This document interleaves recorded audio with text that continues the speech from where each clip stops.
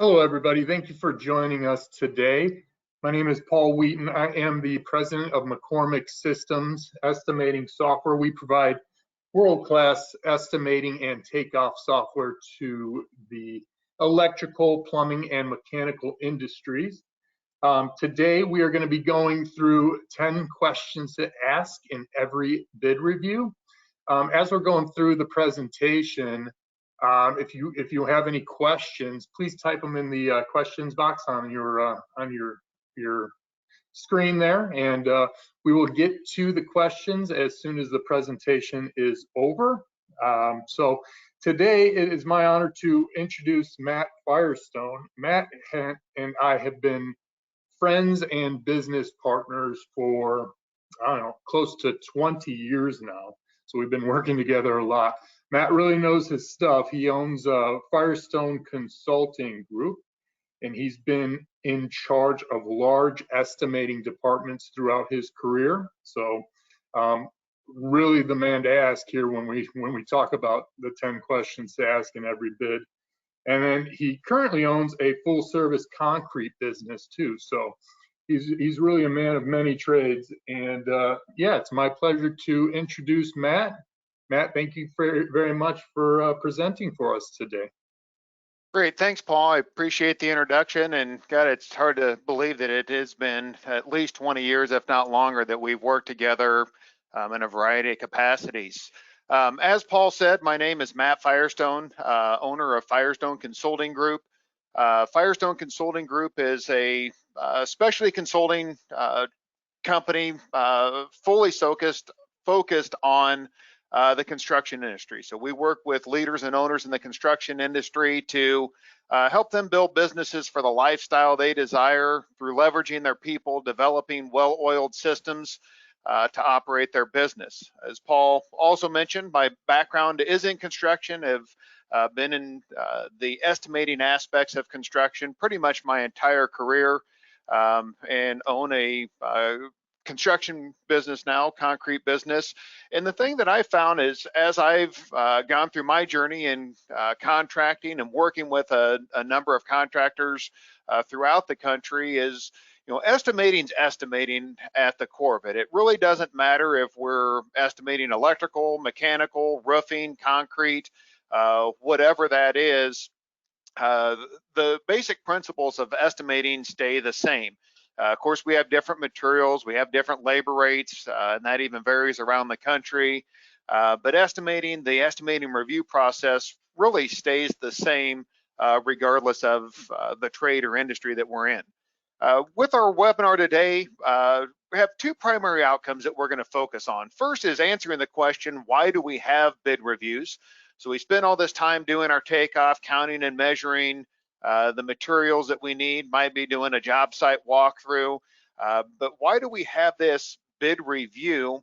And then what are the questions that we should be asking during that bid review so that we have a good number, we feel comfortable and confident with that number we have before we send out our bid. Not sure if I think everybody's muted, so we won't do this audibly, but I do have a poll question here. And if you would put your response in the chat there, but have any of you ever been awarded a job and then realized that you forgot something in your bid? I know in my years of estimating, I've had that happen, sometimes a little bit more recently than I would like to say. But I think that's something that as we bid work and as we spend more time in the industry, it's inevitable something is going to be left out. But it could also be the flip side of it. We have more in our scope of work than what we needed, and we spend all this time putting together a competitive estimate or competitive bid and miss out on that opportunity, or worse, we get the job and then we can't make any money and might even lose some money on that job. So when we think of the bid review process, is it about the questions we ask, or is it more about the answers that we seek with those questions? And I think that's, stop and think about that for a second. Really, what is the process, or why do we have this bid review? And it's not just going through and checking the box, hey, we went through the plans, we've talked about the job. It's really, in my role as a manager or now as the owner of a company, I'm trying to take and get all the data, all the information I can so I can make the best possible decision to be competitive, to try to get the project awarded, but more importantly, if we are awarded the project, to be able to be profitable on that job. So what is it that we're seeking when we do this bid review process? Well, some of it's reassurance. Maybe we've worked through the estimate ourselves, getting that second set of eyes, making sure that we haven't missed anything, we haven't convinced ourselves of something that isn't true. Gaining that level of comfort if we have estimators that are working for us and we're reviewing their work. Peace of mind, looking at how we can avoid mistakes or find those mistakes, get those corrected. Get up to speed on the project. Maybe the estimator's been working on it. Now we're looping in a project manager, looping in a division manager, the owner of the company, but getting everybody up to speed on what is the project, what is our scope of work. That leads right into getting everybody on the same page. Not only what is the project, but what's being required of us, what are some of the risks that we have, and have we got all those covered and accounted for in our bid. So covering our bases and then discussing our strategy, not only to be competitive, but how are we going to beat our competition? If we're awarded the job, how are we going to bid it? Because when we're awarded that project, we're looking at how can we make a profit on that project. So who should be a part of the bid review? Well, this is really going to vary from company to company, maybe even based on the size of the project. Of course, the estimators, whoever's doing that takeoff, preparing that estimate. And if you're a smaller company, as you look at some of these titles that I have on the screen, you may wear multiple hats and wear or be responsible for a variety of these roles. If you're in a larger company, these may be different individuals that come together and are part of this bid review process. Might even be different thresholds depending on the size and complexity of the project that different people get involved. With our concrete business, we are a little bit smaller, so there's times that I'm the estimator, the project manager, and the owner of the company. There will be other times where somebody else has worked on that estimate, and I'm just there to review it to make sure that it is the best number that we can put out. Working with other contractors, maybe the CFO looking at cash flow, might have the safety director reviewing the safety requirements, might even bring in your general foreman or superintendent to look and get their opinion on maybe difficulties of working in an existing facility or getting buy-in from them so that when we do or when we are awarded the project, we're ready to take off running. So how long should the bid review process take? I think this is probably the question I get asked the most, and I like to say as long as needed. Typically the amount of time needed to do a thorough bid review is proportional to the size and complexity of the project being bid. So there isn't just a hard, and fast rule that says, well, it should take an hour or 2 hours. I've been in some bid reviews that have actually taken 2 or 3 days to get through the entire bid review because of the complexity of the project and the size of the project. And there's others that you can review it in 15 or 20 minutes. The big thing that I would say is, the amount of time is making sure that we allocate the time to do it 24 or 48 hours in advance, so it isn't something where we're doing this bid review right before bid time and just doing it to check the box and say that we've done it. So let's get into really what we're here for. What are the top 10 questions that we should be asking ourselves in the bid review process? The first question is, should we be bidding on this project?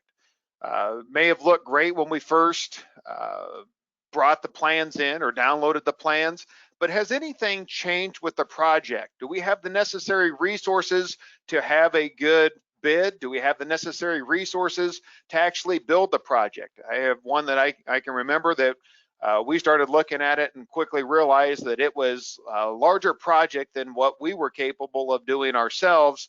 So then we had to determine, could we partner with somebody, or do we just need to roll up the drawings and move on to the next opportunity? Maybe there's specific requirements for MBE or DBE participation. Can you meet those requirements? But looking at manpower, financial resources, making sure that it is something that is still in our wheelhouse or something that we can do. Question number 9, what is our scope of work? making sure that we have a clear understanding of what are we responsible for, what is the work that we will be doing so that we can price it accordingly. Going through and looking at all the plans, reading through the specifications. As I do estimating workshops, one of the key messages that we try to portray is making sure that regardless of what trade you're actually bidding, that you're looking at the entire set of bidding documents to make sure that there isn't a note or a detail that affects your work that maybe isn't in the traditional place that you would look for questions or information regarding the work that you're performing. The next question is, do we have a good takeoff? So have we gone through and determined, is our takeoff thorough? Do we have everything accounted for? We like to do what I call a page turn, make sure everything's marked off the prints, and this could be physical drawings, could be the digital takeoff that we've done, but looking at details, looking at notes, making sure that everything is accounted for. Asking the question, have we forgotten anything? Have we met the minimum requirements of the project? Are there anything in the front end or the general conditions that we need to account for in our bid? And ask the estimator, what is their level of comfort? Is it something that they feel comfortable with? Is there a lot of scope gap? Were there a lot of RFIs that were submitted that haven't been responded to? Have we, received any addendums? What are the areas where we just don't have that good feeling about the project that we need to get addressed in our estimate? Next question is, have we found all the errors? And I think this is an area where it's hard, just human nature is we don't want to make mistakes.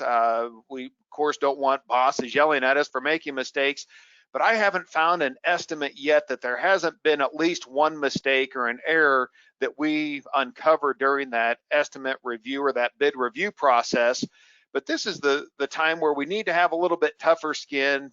Need to look at it from the standpoint of not attacking the estimator or whoever's involved in that, but truly going through there and making sure that we have everything accounted for and looking at it from a team aspect of getting those errors identified and corrected before it becomes a bigger problem after we are awarded the project. Part of this is, do the numbers make sense? Looking at quantities, looking at material, looking at labor, I mentioned those general conditions. We're looking for any of those numbers that are outside the norm. One of the estimating workshops that I do, I've had some individuals that just one line item in their estimate have miskeyed in one number or one multiplier, and it throws their entire bid off. So it's making sure that we are looking at it and do the numbers, does the information make sense?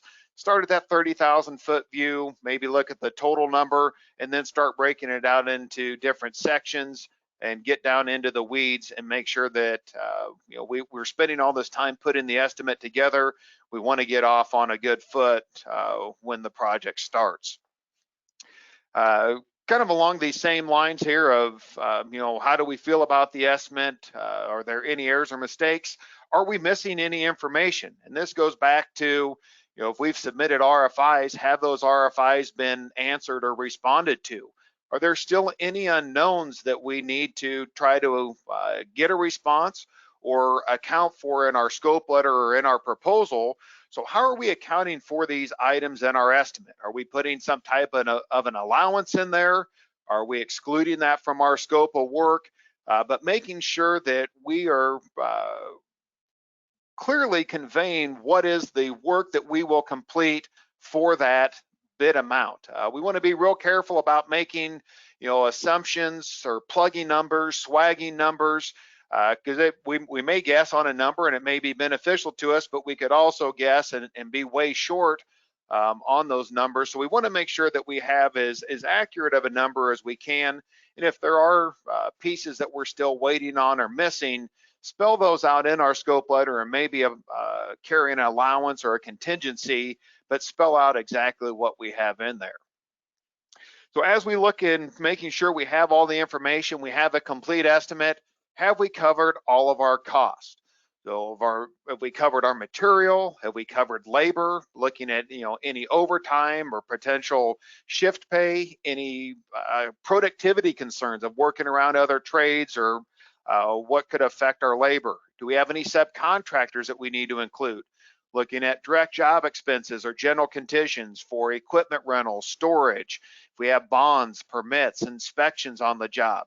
Looking at our overhead cost, how is that being applied to each of our estimates to cover things like our office, our estimating staff, those costs it takes to operate our business. Other things like allowances that might be called out in the bidding documents, looking at non-productive labor, maybe there's stretch and flex requirements, any increases in material or labor escalation costs, making sure that we've identified any items that are furnished by owners or by others so we don't have those included in our bid. Question number 4, what are our risks and have we covered those? So looking at, things that we talked about with our cost, our labor, do we have enough labor to get the job done? Any productivity concerns? Right now, material availability, lead times, I'd say it's gotten a little bit better over the past few years, but there's still some things, depending on your trade, that could have, 12 weeks. I've heard some in certain industries, 50, 60-week lead times on certain pieces of material. So how does that affect any risk that we have, especially if we have a project with liquidated damages or a tight schedule? So looking at the schedule, completion dates, is there the potential for overtime at the end of the project, any weather concerns, and then any unknowns, underground, site conditions, other trades that will be on the job. Labor is probably one of our largest risks on a project, larger, piece of the pie with our cost, but it is that human component of labor productivity. Not all of our crews are, of the same caliber. We have some people that they do a great job, but they're not pushing the schedule. There's, others, people are having a bad day that could affect our productivity. So we want to make sure that we've, looked and identified all of the different potential risk factors, or at least those that we can identify, and then make sure that they are spelled out in our scope letter with anything that's included or excluded in our bid. And then looking at how that goes into our profit equation of the more risk that we have on a job, the higher percentage of profit that we should be expected to make as well. Question number 3 is, can we make any money on this project? So that goes right into my profit comment there. What is our profit goal as a company? Can we make that on this job? What would be the things that would prevent us from doing so? So making sure that, I would venture to guess that if we have some business owners on this call here, you're all in business to make a profit.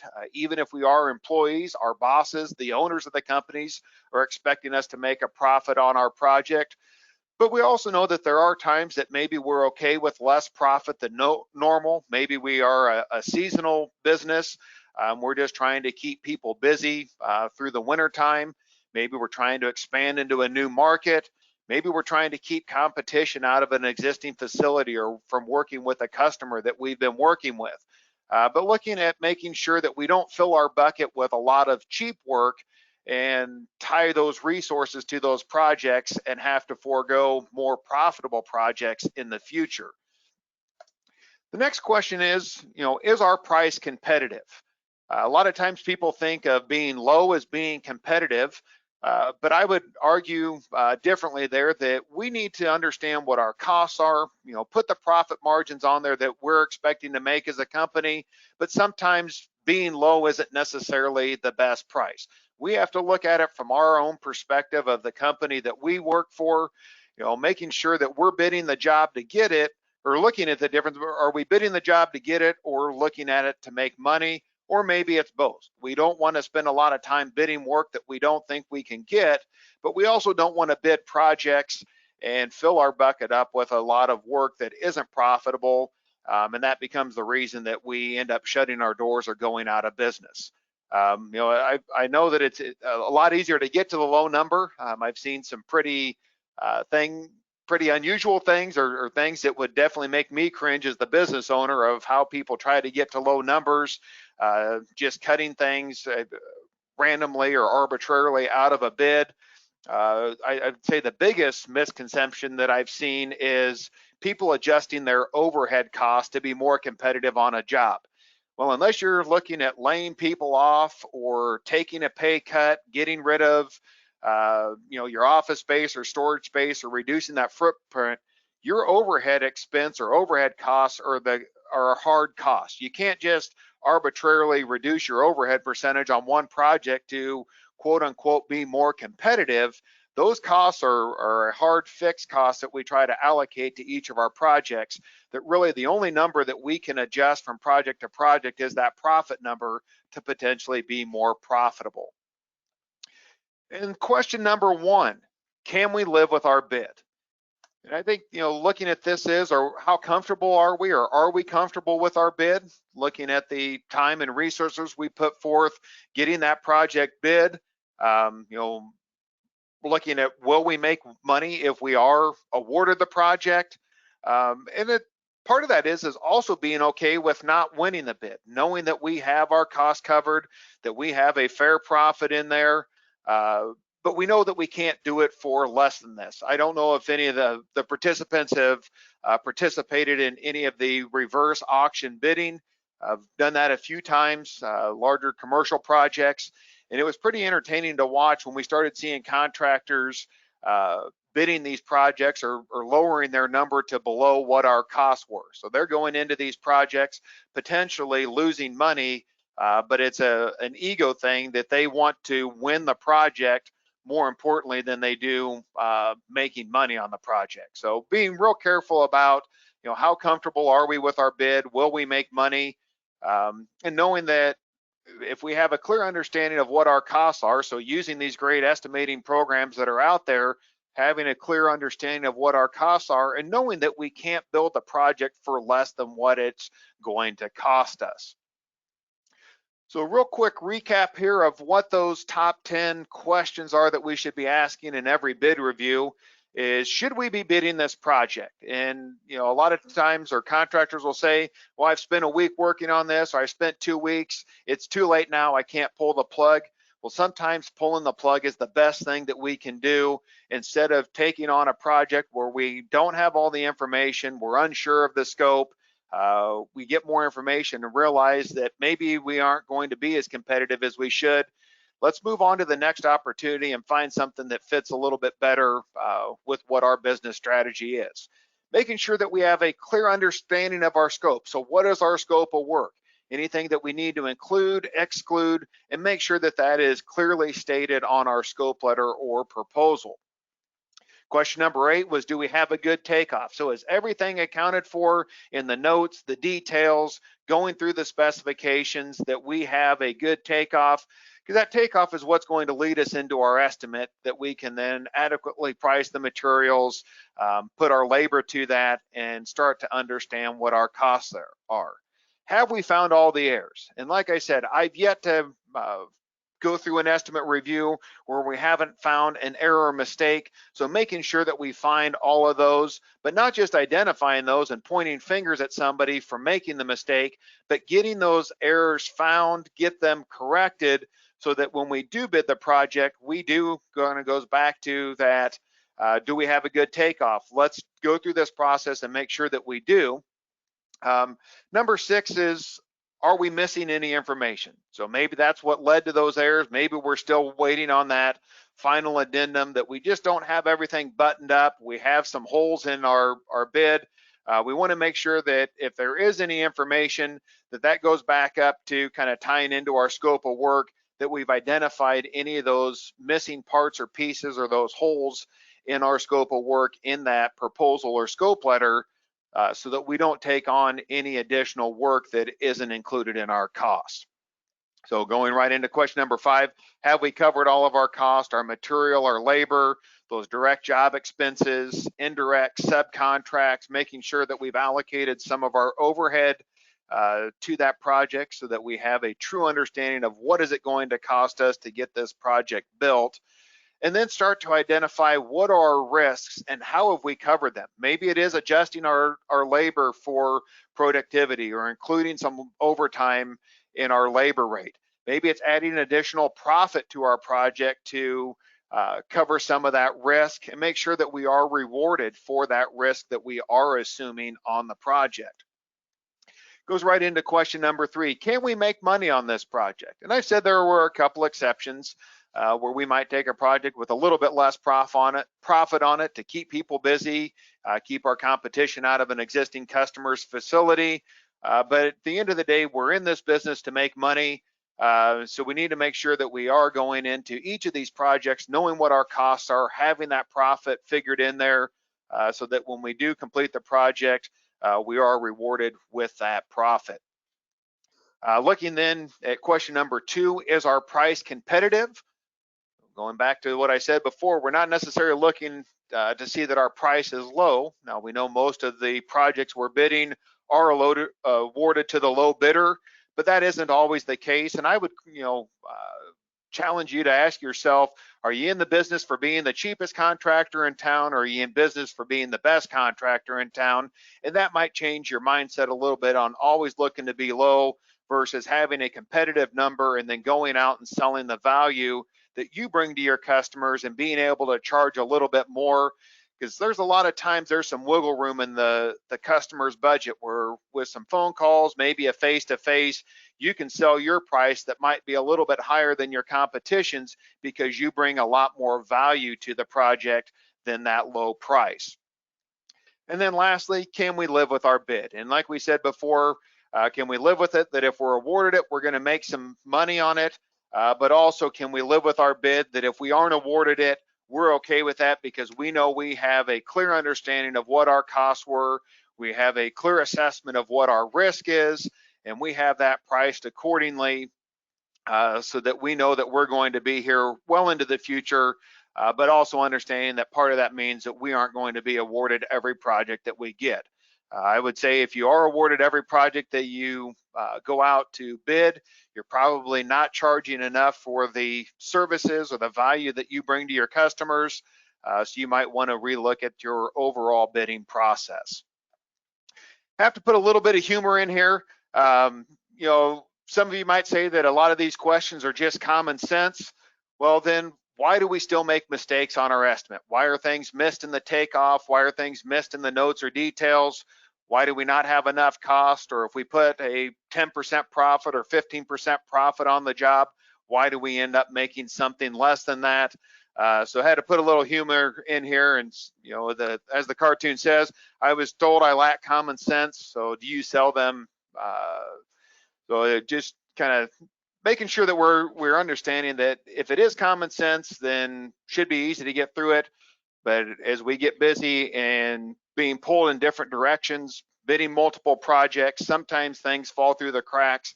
So making sure that we are asking ourselves each of these questions on every bid, regardless of the type or size, probably going to be a lot more competitive, have a lot better estimates, a lot better bids, and hopefully be awarded the projects that we truly want to be awarded and make a little bit of profit on each of those jobs. So what is the goal of the bid review? Well, I would say that it's a lot more about the answers that we're seeking than the questions that we ask. We want to make sure that we have a good feel for what it is that our company is going to be responsible for providing to that customer, make sure that we are being fairly compensated for that, being able to not only cover our costs, but make sure that we can make a profit so that we are here into the future. And it's, nothing wrong with explaining that to our customers of, hey, you want me to make a profit so I can come back, and if there is warranty work or you have additional work in the future, I'm your contractor or we're your contractor that can get that work taken care of. And then also looking at, why are we having this bid review? Well, it's, looking for the data, looking for the information so that we can make the best decision, about an unknown. And that unknown is, what is it going to truly take to build this project? We're, as estimators, tasked with looking at bidding documents, plans, specifications, and trying to price something that's really a little bit of an unknown. We don't know what our labor productivity is going to be day in and day out. We have an idea of what materials are going to cost today, but we could have other things that come up and have steel shortages or petroleum shortages that can affect plastic pipe or other aspects of the project. So there are some of those unknowns that we don't we can't put a finite number on, but we still need to take into consideration. So we need to gather all that data, gather the information so that we can make the most informed and make the best decision we possibly can about the project and put forth the best number that we can in that competitive number. With that, I will open the floor to any questions anybody has. I don't know if there's been any put in the chat, or Paul or Dave, Thanks. if you see anything there. Absolutely. Thanks, Matt. That was great. We do have one question, and if anybody else has any other questions, go ahead and put them in the Q&A part or in the chat. Let me just pull these up and see if I can get these. So, Dave Chapman, I'm Sales Director with the Estimating Edge, and I'll be fielding your questions. First question that I had in the chat earlier was, in what you've seen, what's the largest risk most people forget to account for? Yeah, great question. So I would say the largest risk that I see people failing to account for ties back to the labor and the labor productivity. What I see is business owners that have come from the field, and they have in their mind how productive they can be, how productive their crews were when they were managing those, and now they're in the office. I've yet to find somebody that's going to do it as well and as fast as you did or do or could do. So I would say that's going to be, I would say the biggest risk, that you may be able to do something in a day or in an hour, but in all actuality, it's going to take your crew 2 hours or a day and a half to do that. So being true to yourself of what is it going to actually take to do that work, and understand that there is more to it than just, you know, working with the tools or installing that piece of material. You have to get the material to the job site. You have to figure out where it's going to be installed from the plans, and looking at all the aspects of the labor equation outside of just turning the wrenches or installing the material that we're placing on the project. Awesome.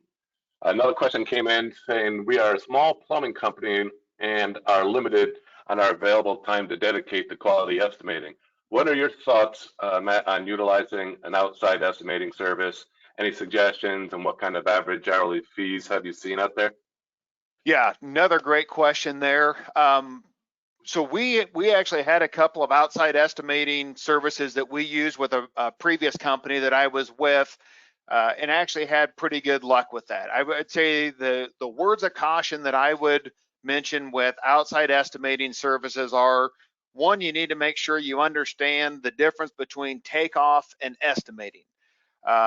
There's a lot of these services that will provide takeoff services. They'll count and measure everything from the plans, but they're not truly providing an estimate. They're not putting costs to those quantities of material and time to do the work.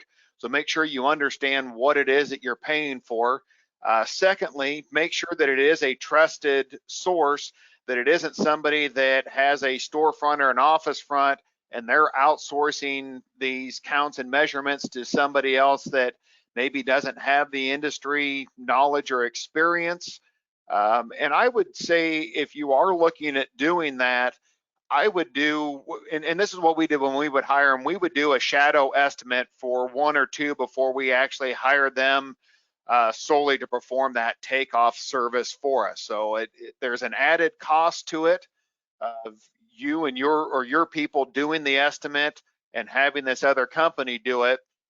But I would say that's that peace of mind that we were talking about in the presentation, of making sure you understand their ability, because at the end of the day, you may have them put together an estimate for you for $100,000 job or $1 million job. If there's a bust in the estimate, you're still responsible to that customer for getting the project complete.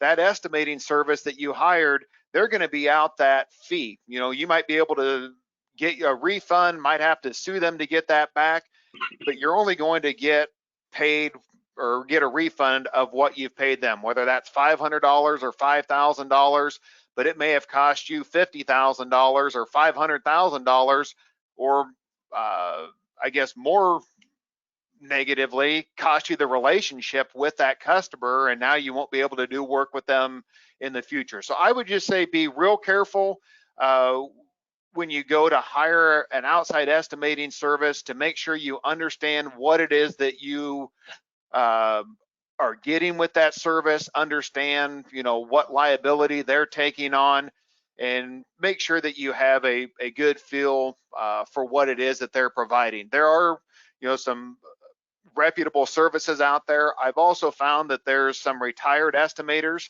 They don't want to work full time anymore, but still like to stay busy, stay tied to the industry. So they may do some estimating on the side. So I would reach out to maybe some trade associations if you're involved in those, but use your network and see what you can find. Awesome. Awesome. It looks like that's it for questions. So I'd like to thank you all for joining us today. Thanks again, Matt, for your presentation. That was awesome. Some really great information. We'll be shooting out an email with a recording of this meeting for all who signed up or attended.